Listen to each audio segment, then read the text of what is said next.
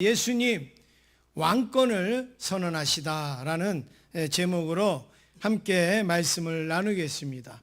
오늘 읽으신 이 본문, 또 읽으신 이 장면, 예수님이 그 예루살렘에 입성하시는 그 장면을 보면 예수님이 직접적으로 나는 왕이다 이렇게 말씀하신 적은 없어요. 내가 왕이다 알았느냐 이렇게 말씀하신 적은 없습니다. 그렇지만 그 예루살렘에 입성하시는 그 여러 가지의 사건과 모습들과 그 상황들을 보면 예수님이 왕이구나, 예수님이 왕이구나, 이것을 느낄 만한 일들이 여러 군데 나오고 있습니다. 오늘 읽으신 말씀에서도 사람들이 누구냐, 저 사람이 누구냐, 갈릴리 나사렛에서 온 사람이라고 얘기하는데, 사람들이 예수님이 들어가시는 장면을 보고 전부 다 한결같이 누구냐 이렇게 묻습니다. 그 대답을 예수님의 행동 속에, 예수님의 그 모습 속에서 나는 왕이다, 이스라엘의 왕이고 구원의 왕이고 평강의 왕이고 그리고 너희들의 구원을 이룰 왕이다, 이거를 예수님께서 보여주시는 장면이 오늘 본문에 적어도 한 4가지 정도 나타나고 있습니다. 종료주일이라고 하는 것은 우리가 부활주일 전이 종료주일 이렇게 아는 분들이 너무 많아요. 부활주일 전을 알리기 위해서 종료주일이 있는 게 아니라 부활주일 그 한 주간 전에 예수님께서 예루살렘에 입성을 하시고, 그리고 입성을 하신 다음에 예수님이 고난을 받고 십자가에 죽으셔서 3일 만에 부활하신 것이 부활이고, 그 한 주간 전에 예수님이 예루살렘에 입성하시는 그것을 기리는 것이 바로 종료주일이라는 거예요. 그러니까 종료주일은 부활주일 한 주간 전이 종료주일 그렇게 우리가 아는 게 아니라 바로 왕으로서 오신 예수님을 우리가 기념하고 그리고 높이고 찬양하는 날이 종료주일이라 이렇게 말씀을 할 수 있습니다. 예수님이 왕으로 오셨다. 일반적으로 왕으로 오시면 어떻게 오시죠? 그 당시에 왕으로 오시면 어떻게 오실까요? 백마 타고 아니면은 아주 휘황찬란한 군대를 이끌고 그리고 들어오시겠지요. 그런데 우리 예수님은 바로 그렇게 왕권을 알리시지 않았어요. 아주 초라하고 보잘것없이 오셨지만 누구나가 그 다 예수님을 보면 왕이시구나, 우리를 구원하신 분이구나, 평화의 왕이시구나, 이것을 전부 다 느낄 수 있을 모습으로 오셨다라는 말씀이죠. 그래서 오늘 이 말씀을 통해서 예수님이 우리의 왕이시라는 것을 한 4가지의 모습 속에서 우리가 발견해 보도록 하겠습니다. 첫 번째는 나귀를 타고 왕권을 선언하신 거예요. 예수님이 나귀 타고 오신 게 왕권을 선언하신 겁니다. 2절 같이 읽겠습니다. 2절입니다. 시작. 이르시되 너희는 맞은편 마을로 가라. 그리하면 곧 매인 나귀와 나귀 새끼가 함께 있는 것을 보리니 풀어 내게로 끌고 오라. 예수님이 이제 예루살렘에 들어가셔야 되는데 제자 2사람을 보냅니다. 저기 마을로 가라, 건너편 마을로 가라. 그 건너편 마을에 가면 나귀가 있을 것이다. 그 나귀 새끼를 끌고 내게로 와라, 이렇게 말씀을 하십니다. 왜 예수님은 예루살렘에 들어가시면서, 여러분 멋있는 백마도 있을 수 있잖아요. 아주 명마를 타고 들어가실 수 있어요. 떠그덕 그러면서 들어가실 수 있는데 왜 하필이면 나귀 새끼 그걸 타고 들어가실까? 우리가 상상만 해도 웃기지 않습니까? 말을 타면 여러분 있어 보이잖아요. 그렇죠? 말을 타면 멋있어 보이지 않아요? 말을 탁 타고 한번 유유하게 들어가 보세요. 그럼 얼마나 멋있겠어요. 근데 예수님이 뭘 탔다고요? 나귀. 그것도 나귀 새끼. 그러면 여러분 나귀는 어때요? 누가 타는 거예요? 상인들이나 아니면 농사를 짓는 사람들이나 아니면 물건을 나를 때 나귀를 타는 거예요. 그 나귀는요 볼품이 없어요. 그리고 나귀 새끼를 타면 체중에 못 이겨갖고 띠뚱. 그리고 나귀는 걷는 것도 말은 턱 이렇게 멋있게 걷지만 나귀는 좀 그렇게 못 걷잖아요. 그러니까 아주 우스운 꼴이 되고 재미있는 그런 광경이 되는데 예수님께서 나귀를 타셨다. 그것도 왕으로 오신다고 그러면서 나귀를 타셨다. 왜 그러셨을까? 왜 저 나귀를 타고 예수님은 예루살렘에 입성하셨을까? 선지자들을 통하여서 바로 이런 말씀이 예언되어져 있습니다. 그래서 오늘 그 4절 5절에 보니까 4절에 보니까 뭐라고 말씀하는가? 이는 선지자들을 통하여 하신 말씀을 이루려 하심이라. 그러니까 선지자가 이미 이전에 이야기를 했어요. 그러면 선지자의 예언을 이루려 하시는데 그 예언이 뭐냐? 선지자가 어떤 예언을 하셨는가? 5절 말씀을 같이 한번 읽겠습니다. 시작. 시온 딸에게 이르기를 내 왕이 내게 임하나니 그는 겸손하여 나귀 곧 멍에 매는 짐승의 새끼를 탔도다 하라 하였느니라. 그러니까 선지자가 뭐라고 예언했어요? 너에게 왕이 임하는데 그는 어떤 왕이에요? 겸손하신 왕이다. 그리고 그 겸손하기 때문에 뭘 타고 오신다고요? 나귀를 타고 오신다. 나귀 새끼를 타고 오시리라. 이렇게 말하고 있습니다. 근데 이게 어느 선지자의 예언인가? 어떤 선지자가 이런 예언을 했는가? 스가랴 9장 9절에 보면 그 스가랴가 예언을 했습니다. 한번 읽겠습니다. 스가랴 9장 9절 함께 읽겠습니다. 시작.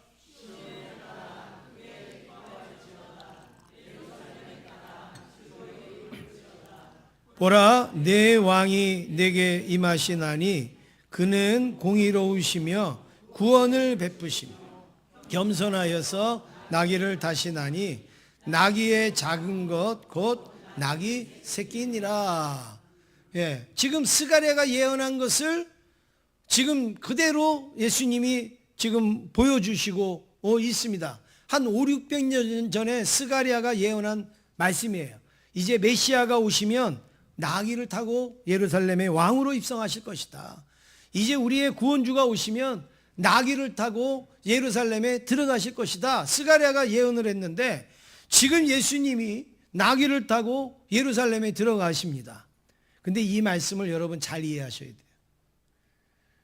예수님이 내가 메시아라는 걸 보여주기 위해서, 내가 메시아라는 걸 알려주기 위해서 스가랴가 나귀 새끼를 타고 메시아가 오신다고 그랬네. 그러니까 나도 나귀를 타야지. 그래서 나귀를 끌고 오라고 말씀하신 게 아니에요. 여러분 이걸 잘 아셔야 됩니다. 예수님은 정말 겸손하시고 그리고 정말 온유하시고 그리고 정말 예수님께서는 인애를 가지시고 그 예루살렘의 왕으로 들어가긴 들어가셔야 되는 거예요. 왕으로 입성을 하셔야 돼요. 그래서 모든 백성들을 구원하셔야 되는 거예요. 그런데 예수님은 정말 온유하고 겸손하셔서 야 말이 아니야. 나귀를 가지고 와. 그리고 나귀 새끼를 가져와. 내가 그것 타고 들어가도 충분해. 그래서 나귀를 새끼를 가져오라고 예수님이 말씀하신 것이지 구약에 스가랴 선지자가 그렇게 얘기했으니까 야 그 말을 이루려면 내가 나귀 타고 들어가야 된다. 그러니까 난 백마 타고 들어가고 싶은데 구약에 이렇게 예언되어 있으니까 나귀 끌고 와. 그러니까 내가 나귀 타고 들어갈게. 그런 게 아니라는 거예요. 오히려 반대로 예수님께서 이렇게 나귀를 타고 들어갈 거를 스가랴가 예언을 한 거예요. 예언을. 이제 메시아는 나귀를 타고 들어가실 거야. 이걸 예언을 한 거지. 예수님이 그 예언을 가지고서 그래? 그러면 나도 나귀를 타고 들어가야지. 그리고서 어떤 모습을 보여주기 위해서 어떤 모습을 나타내기 위해서 행한 것이 아니라는 말입니다. 조금 더 여러분 이해를 쉽게 해드리면 만약에 우리나라의 대기업의 회장님이 여러분 어디를 가는데 이제 자기의 그 차를 어떤 걸로 타고 다니는가? 옛날 표현으로 하면 요즘은 뭐 차들이 다양하니까 우리가 잘 모르니까 옛날 표현으로 회장님인데 티꼬를 타고 나는 얘 티코 타고 일할 거예요. 그리고서 티코를 타고 이게 공장에도 가고 여러 군데 가요. 여러분, 그거는 겸손한 거예요, 아닌 거예요? 겸손한 거죠. 그죠? 회장님인데 티코를 타고. 그런데 평상시에 가장 좋은 회장님이니까 좋은 차를 타요. 타는데 대통령을 만나러 가요. 근데 대통령을 만나러 가는데 겸손하게 보여야 돼. 예, 겸손하게 이게 나타나야 그래도 인정을 받을 수 있어요. 그러니까 대통령을 만나러 가면서 자기 그 관용차 그거 말고 티코 가져와, 티코 가져와. 그래서 내가 이 티코를 가지고 타고 대통령한테 가면 대통령이 감동하시겠지. 예, 대통령이 깜짝 놀라시겠지. 그러니까 티코 가지고 와. 그래갖고 티코를 타고 그리고서 대통령 앞에 딱 가면 대통령이 감탄할까요? 안 감탄할까요? 안 감탄해요? 감탄하죠. 그걸 모르잖아요. 그 내용은 모르잖아요. 아니, 회장님이 어떻게 티코를 타고 오셨어요? 기사가 쫙 나오는 거죠. 아무개 회장은 겸손하다. 아무개 회장은 티코를 타고 그리고 나타났다. 이러고 겸손하다 그러는데 여러분, 그분은 뭐예요? 티코도 탈 수 있고 벤츠도 탈 수 있고 모든 거 다 탈 수 있는 사람이. 근데 대통령한테 겸손하게 보이기 위해서 티코를 탔어요. 그거는 사실은 겸손한 것처럼 보인 거지 겸손한 게 아니에요. 진짜 겸손하려면 티코를 늘 타고 다녀야 겸손한 거예요. 무슨 내용인지 아시겠습니까? 예수님께서 예루살렘에 입성하면서 내가 겸손하게 보여야지. 겸손한 왕이라고 그랬어. 메시아는. 스가랴가 나귀 새끼 타고 들어간다고 그랬어. 그러니까 야, 말 타고 들어가면 사람이 뭐라 그러겠냐. 그러니까 나귀 가져와. 내가 나귀 타고 들어갈게. 예수님은 그렇게 맞추려고 나귀 탄 게 아니라는 거예요. 예수님은 정말 겸손하셔서 그냥 갈 수도 있지만 그래도 왕으로 들어가셔야 되니까 그래도 타고는 들어가셔야 되는데 뭘 타셨냐? 나귀 새끼를 타고 들어가신 거예요. 그러니까 예수님은 백마를 타시고 싶은데 구약의 예언이 그렇게 되어져 있으니까 그 예언을 맞추기 위해서 나귀를 탔다, 그렇게 이해하시면 안 됩니다. 예수님은 정말 그렇게 겸손하셔 타고 들어가셨는데 스가랴가 그걸 예언을 한 거죠. 500년 600년 전에 메시아는 바로 이렇게 겸손하신 분이다. 그거를 지금 확인하는 장면이 나귀를 타고 들어가신 거예요. 그러니까 스가랴가 예언한 메시아는 나귀 새끼를 타고 들어간다. 그러니까 나귀를 타고 들어감으로 인하여서 예수님은 뭐라고 말씀하신 거예요? 내가 왕이다. 내가 메시아다. 내가 구원의 왕이다. 이거를 선언하셨다라는 말씀입니다. 두 번째는 예수님이 성전에 들어가셔서 제일 먼저 하신 일이 성전을 정결케 하신 거예요. 성전을 정결케 하신 거예요. 이게 바로 예수님이 왕이시라는 것을 증명하는 그러한 모습입니다. 12절 함께 읽겠습니다. 12절입니다. 시작.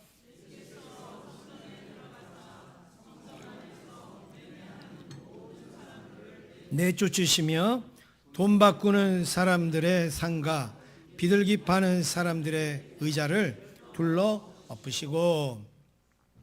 예수님이 성전에 들어가셨어요. 들어갔더니 이제 예루살렘에 들어가셨잖아요. 들어갔는데 거기 성전 안에 보니까 매매하는 사람들이 쫙 있는 거예요. 상을 쫙 펴놓고 그 위에 돈을 바꾸는 사람들이 있어요. 그리고 그 옆에 보니까 소도 있고 염소도 있고 비둘기도 있고 이렇게 제사 지낼 재물들이 쫙 있는 거예요. 그리고 거기 서가지고 전부 외치는 거죠. 야, 양 한 마리에 10,000원, 소 한 마리에 100,000원, 막 이러면서 막 외치는 거예요. 또 지나가는 사람이 그거 100,000원 너무 비싸요. 50,000원 해주세요. 아니야, 이거는 100,000원이야. 막 이러고. 그리고 막 돈 좀 바꿔주세요. 이거 50,000원짜리니까 10,000원, 10,000원짜리로 바꿔주세요. 10,000원짜리니까 1,000원짜리로 바꿔주세요. 이러면서 막 하는데 여러분, 성전 앞인데 마치 거기가 뭐 같았을까요? 예? 시장 같은 거예요, 시장. 시장을 폄훼하는 거 아닙니다. 여러분, 시장이 나쁘다는 게 아니라 시장이 시장 같아야지 맞는 거지. 성전이 시장 같은 거예요, 성전이.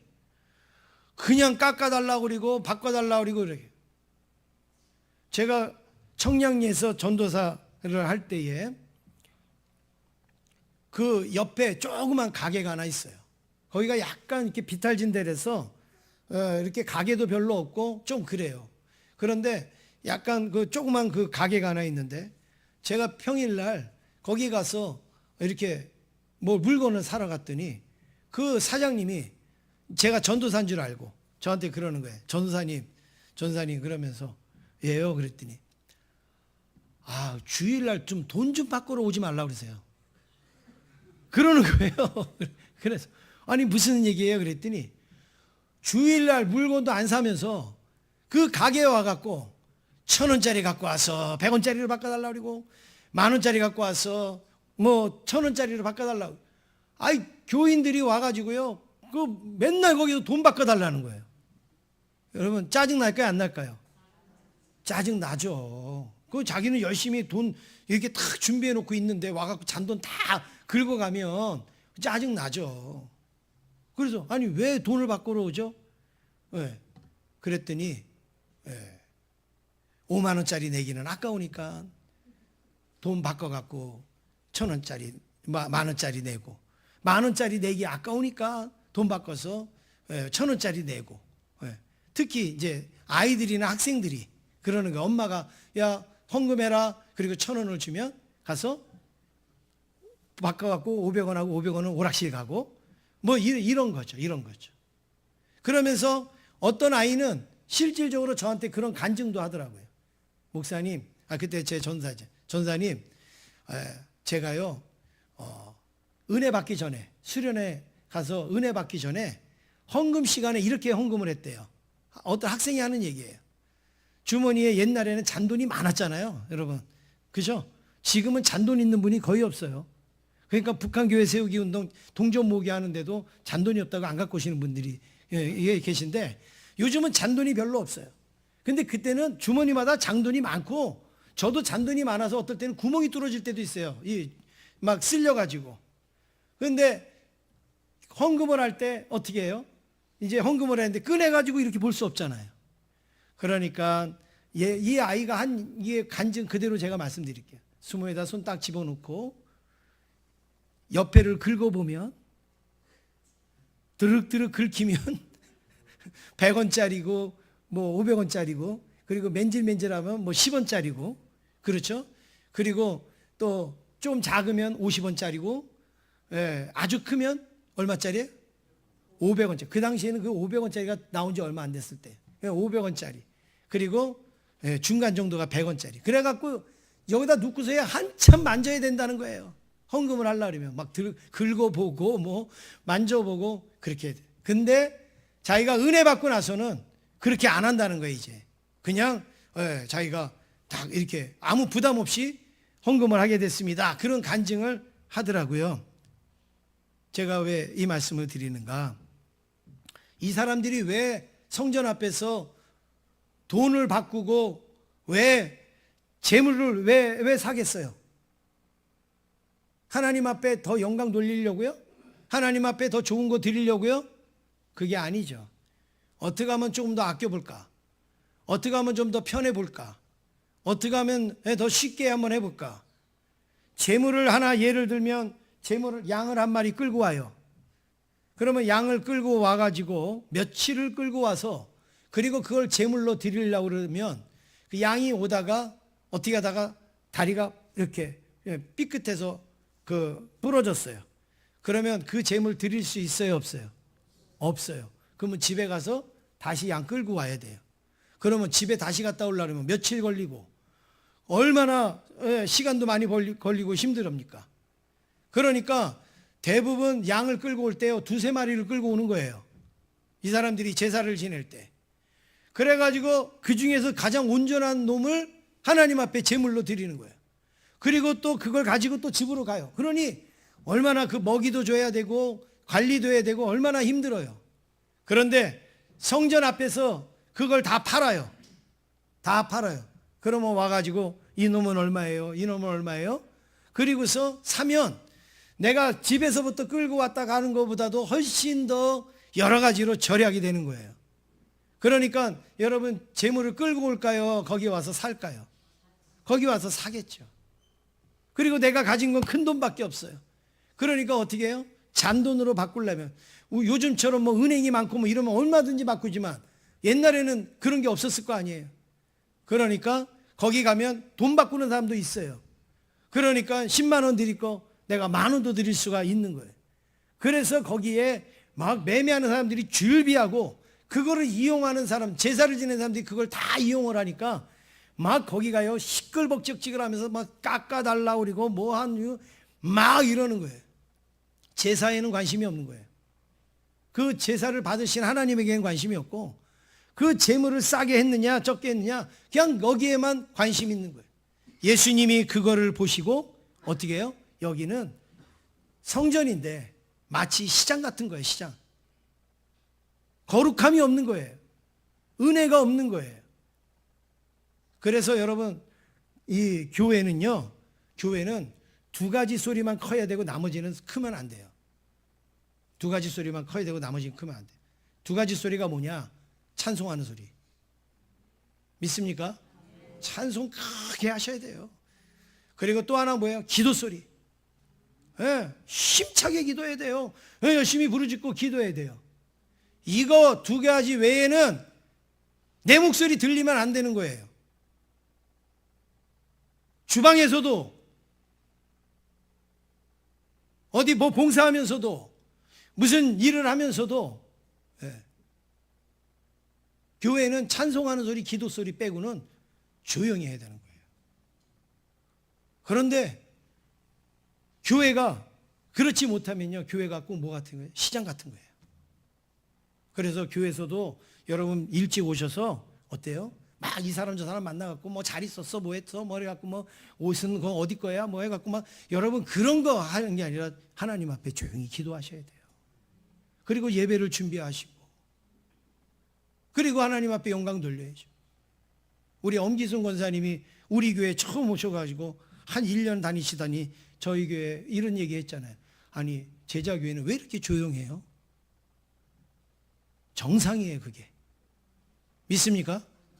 그게 정상이에요. 대답도 안 하는 게 정상은 아니고요. 대답은 하셔야지 정상이죠. 교회가요 괜히 시끄러운 거는 정상이 아니에요. 그거는요 시장이지. 교회는 기도하는 소리 커야 되고 찬송하는 소리 커야 되고 나머지 소리는요 들릴까 말까 해야 돼요. 믿습니까? 아멘도 커도 괜찮아요. 아멘도. 그런데 예수님이 예루살렘 성에 딱 들어가셨더니 완전히 이거는 막 시끌벅적지근한데 막 난리가 난 거예요. 그래서 예수님이 상을 엎으셨다고 그랬잖아요. 그리고 막 짐승들을 막 쫓아내셨다고 그러지 않습니까? 그러면서 예수님이 뭐라고 그러셨는가? 13절 함께 읽겠습니다. 시작.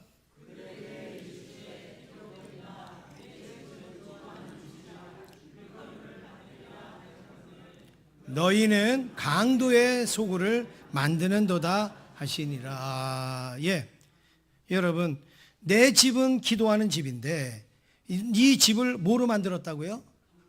강도의 소굴. 여러분 강도의 소굴은 조용할까요? 아니면 시끌벅적질할까요?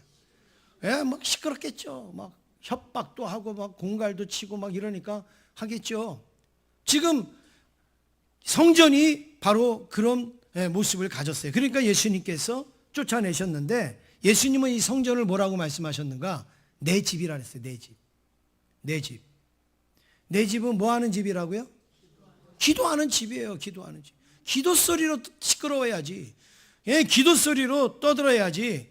예, 기도 소리는 없고 맨 그 사고 파는 것만 그렇게 하고 있다. 그 이야기를 하고 있습니다. 여러분 성전 전에는 뭐가 있었죠? 역사적으로 보면 성전 전에는 뭐가 있었어요? 성막이 있었어요. 성막 전에는 뭐가 있었어요?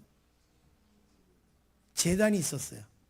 그래서 아브라함이 제단 쌓고 뭐 이삭이 제단 쌓고 그랬잖아요.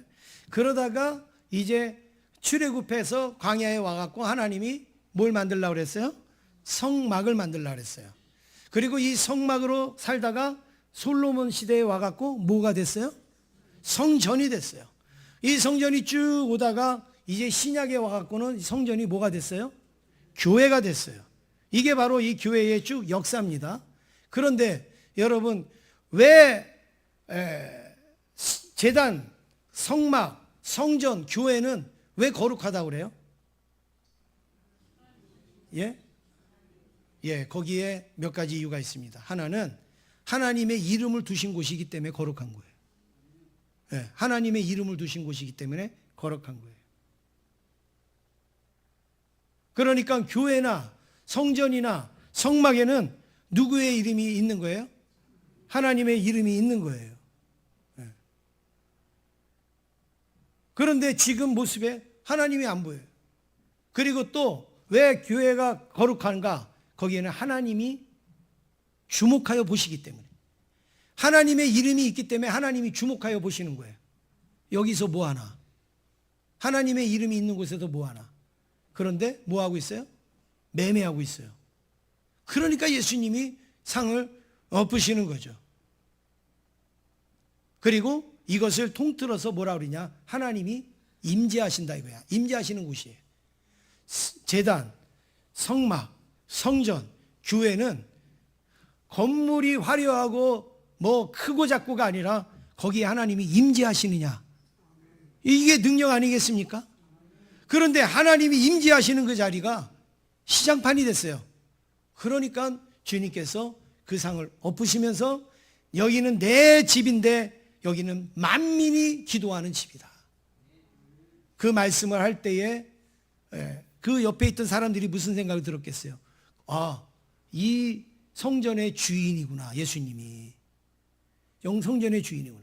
이 성전의 주인이 누구냐? 구약에 이사야 56장 7절에 바로 이 성전을 이렇게 이야기합니다. 한번 같이 읽겠습니다. 시작. 내가 곧 그들을 나의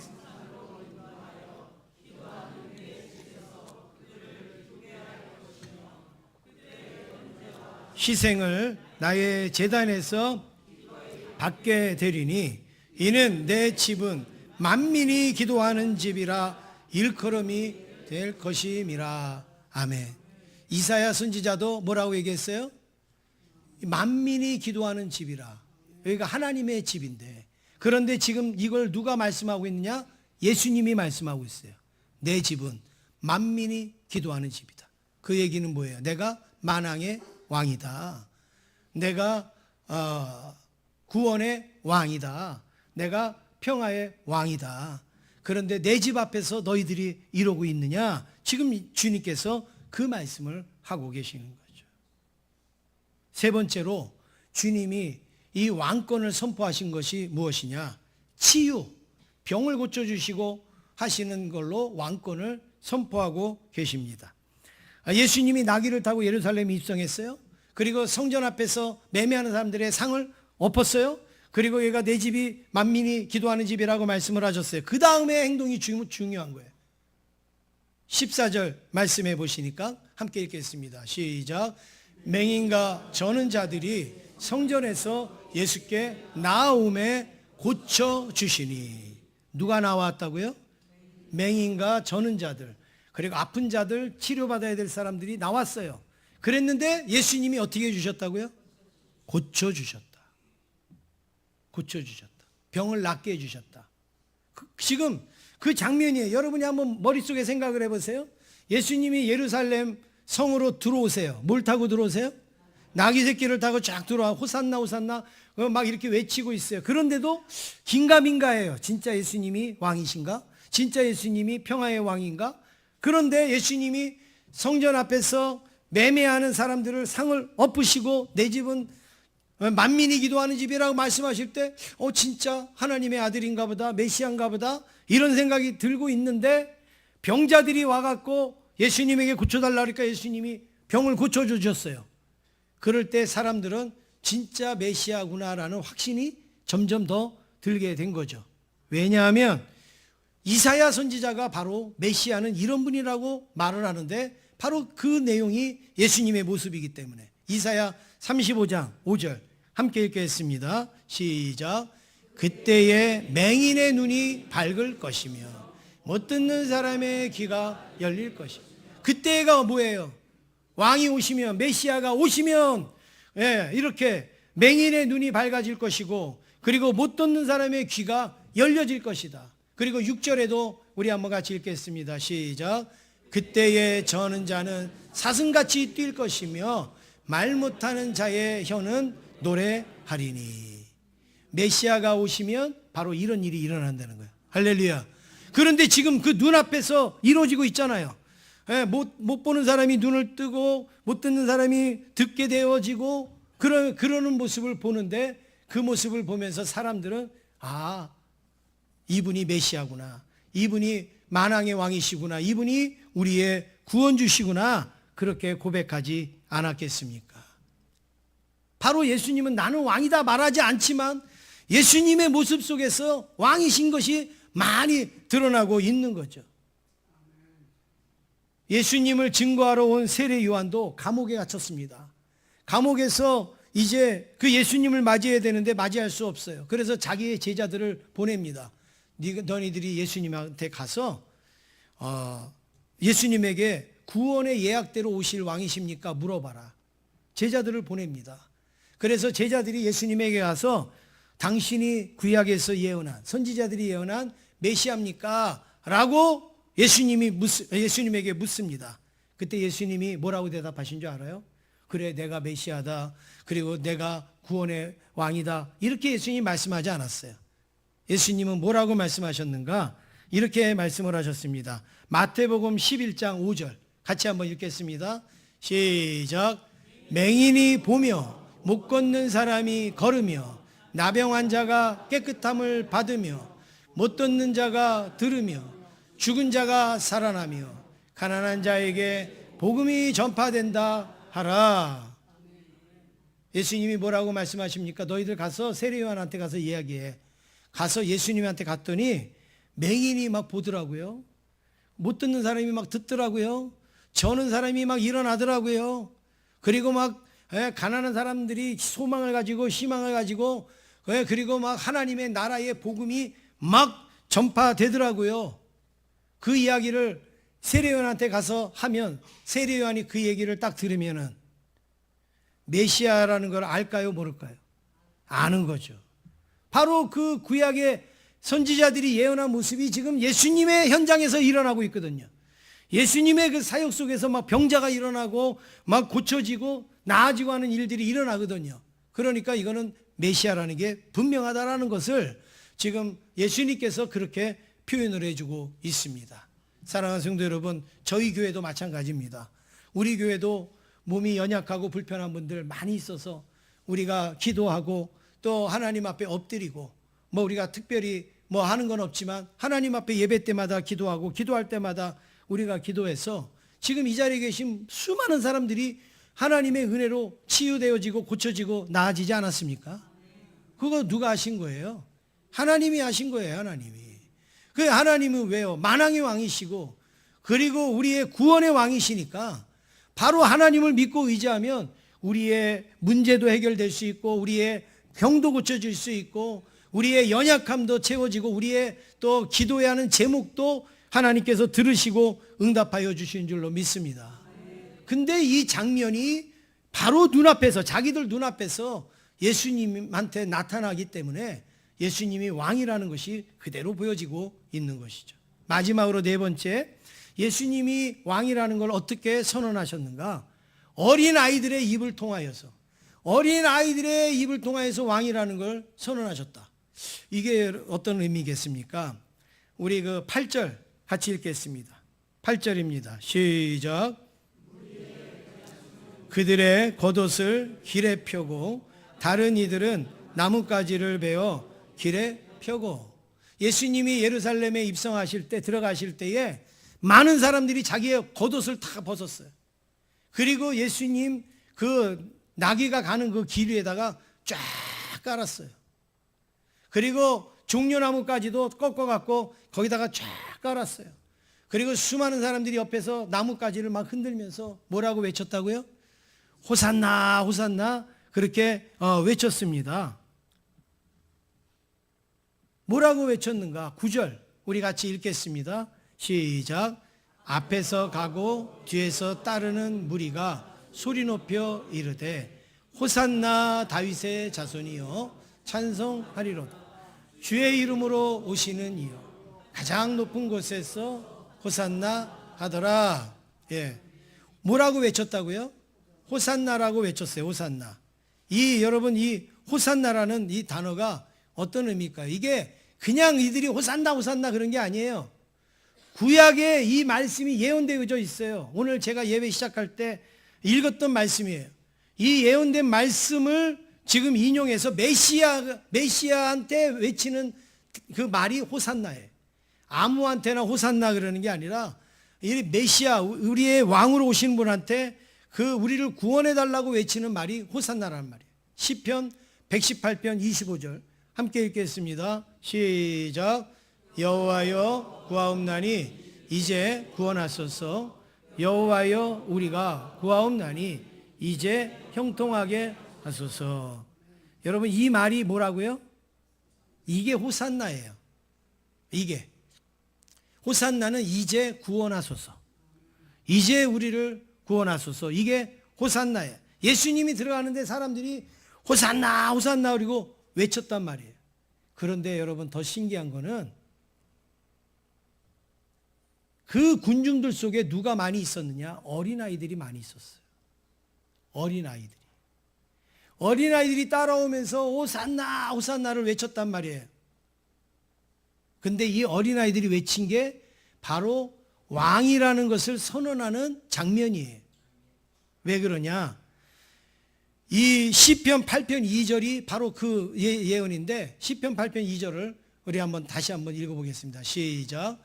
주의 대적으로 말미암아 어린아이들과 젖먹이들의 입으로 권능을 됐습니다. 여기까지 읽겠습니다.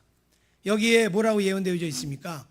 이스라엘의 왕으로 오시고 메시아로 오시는 분은 어린아이들과 젖먹이들의 입으로 권능을 세운다 그랬어요. 아무것도 모르는 어린아이들, 아무것도 모르는 젖먹이까지도 메시아를 외친다. 예수님을 외친다. 근데 예수님이 예루살렘에 들어갈 때 많은 군중들과 함께 누가 외쳤어요? 어린아이들이. 뭐라고 외쳤어요? 호산나, 호산나.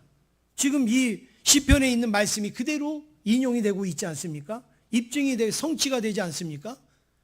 어린아이들이 메시아를 외치는 거는요, 이거는 여러분 사탕조 갖고 되는 게 아니에요. 어린아이들이 메시아를 외치는 거는요, 이건 놀라운 일이에요. 놀라운 일이에요. 사람들은 이렇게 생각할지 몰라요. 예수님이 메시아로 보이기 위해서 낙이 새끼 타고 들어갔지, 예수님이 뭐 보여주기 위해서 성전 앞에서 뭐 상을 엎으시면서 무슨 이벤트를 하셨지, 또 예수님께서 메시아인 걸 보여주기 위해서 아이들을 동원해 갖고 봐라 아이들도 막 호산나 외치지 않느냐. 그렇지 않습니다. 아이들은요, 마음의 감동이나 마음의 움직임이 없으면 절대 아이들은 안 합니다. 그렇죠? 어른들은 정치적으로 상황을 봐서 할 수 있어요. 근데 아이들은 아니에요. 아이들은 하지 말라 그래도 감동이 되면 하고요. 그리고 아이들은 하라 그래도 그런 게 없으면 안 합니다. 여기 계시는 어른분들 예전에 어렸을 때에 소독차 지나가면 전부 따라갔어요? 안 따라갔어요? 네. 막 따라갔죠? 그거 부모님들이 시키든가요? 하지 말라고 그러는데도 따라가는 거예요. 따라가는 거예요. 우리 교회 우간다 그 칸상가 교회에 가보니까 예배가 만약에 11시면 한 9시, 한 10시 정도서부터 그 동네를 쫙 돌면서 전도를 합니다. 여러분 이제 영상도 보셨죠? 막 전도를 합니다. 막 노래 찬송을 부르고 그리고 막 구호를 외치고 막 이러면 집에서요 아이들이요 하나씩 따라 나와요. 그래갖고 처음에 갈 때는 한 2-3명 이렇게 데리고 가는데 나중에 돌아올 때는 40-50명 더 많으면은 막 70-80명 아이들이 막 앞뒤에 서가지고 막 뛰고 하면서 막 따라와요. 근데 그 아이들 뭐 오라고 얘기를 하는 거예요. 그냥 지나가는데 그 아이들이 막 감동이 되는 거예요. 그래서 어떤 아이는 가다가 친한 친구 집이 있는 거예요. 그래서 그 친구 아이를 막 오라고 전도를 하는 거예요. 오라고. 그러니까 이 아이가 오려고 막 오니까 저 안에서 엄마가요 막 욕을 하면서 막 부르는 거예요. 막 오라고. 그러니까 이 아이가 가가지고 손을 잡혀갖고 오지를 못하는 거예요. 그러니까 이 전도한 친구가요 저한테 와갖고 이르는 거예요. 제가 교회 올라오랬는데 엄마가 못 오게 한다고. 그래갖고 얘가 막 울어요. 울어. 걔를 꼭 데리고 오고 싶은데 못 데리고 오니까 막 울어요. 여러분 그게 뭐 사탕 줘갖고 될 일입니까? 그게 빵 줘갖고 될 일이 아니에요. 아이들은요 하나님께서 은혜 주시고 감동 주시면 움직이는 거예요. 예수님이 오셨다 어른들은 호산나 호산나 뭐 할 수 있어요. 아이들이 뭘 알아요. 그런데 아이들도 나와서 막 호산나를 외치는 것은 바로 시편에 있는 말씀. 메시아가 오시면 어린아이들과 젖먹이의 입으로 권능을 높이신다라는 그런 말씀이 이루어지는 거예요. 그러니까 사람들이 볼 때 와 아이들이 저 예수님을 외치네. 아이들이 예수님을 막 영접하네. 영광을 돌리네. 아 정말 왕이시구나. 정말 메시아구나. 그게 증거가 된다는 말씀입니다. 사랑하는 성도 여러분, 예루살렘에 나귀 새끼를 타고 입성하신 예수님을 우리들도 진정한 왕으로 영접하시고 주님을 높이고 찬양하실 수 있기를 간절히 원합니다. 그리고 예수님이 정말 우리의 왕이시라면 그 예수님이 한 주간 동안 우리를 구원하시기 위해서 모진 고난과 그리고 수모와 그리고 십자가에 죽으시는 일을 이 한 주간에 당하셨습니다. 이걸 고난주간이라고 합니다. 이 고난주간에 우리는 특세를 하는데 이 특세에 정말 예수님이 우리의 왕이라면 아이들이 그렇게 예수님을 왕이라고 높이고 찬양한 그 왕이라고 우리가 믿으면 한 주간 나를 위하여서 고난당하시고 죽으신 그 주님의 이름을 부르면서 기도할 수 있어야 되지 않겠습니까? 정말 내 상황이 우리가 할 수 없는 상황이라면 여러분 주님도 이해하실 수 있어요. 그렇지만 내가 마음만 먹고 내가 생각만 가지고 내가 조금 의지만 가지면 내가 한 주간 내가 주님의 고난에 동참할 수 있다라고 그렇게 여기신다면 여러분 특세에 나오셔서 주님의 우리를 위해서 죽으신 것을 기억하면서 우리 하나님 앞에 내 집은 만민이 기도하는 집이라고 했으니 그 기도의 제단을 쌓고 그리고 기도의 찬미를 올려드리는 저와 여러분 되기를 원합니다. 그런 후에야 다음 주에 부활의 영광을 찬양하고 노래하지 않겠습니까? 우리가 이 십자가를 지고 가야 영광의 부활로 가지. 십자가를 지고 가지도 않고 어떻게 영광의 부활로 갈 수가 있겠습니까? 예수님은 우리의 왕으로 오셨습니다. 그 왕으로 오신 예수님이 우리를 위해 당하시는 그 고난 우리도 기억하면서 주님 나는 나 때문에 고난이 있는데 주님은 우리 때문에 고난을 받으셨습니다. 이제는 내가 주님의 고난을 함께 나누기를 원합니다. 우리가 그렇다고 주님의 고난을 우리가 나눌 수는 없어요. 그렇지만 마음이라도 우리의 자세라도 우리의 생각이라도 그런 마음을 가지면 주님께서 부활의 영광을 저와 여러분에게 주실 줄로 믿습니다.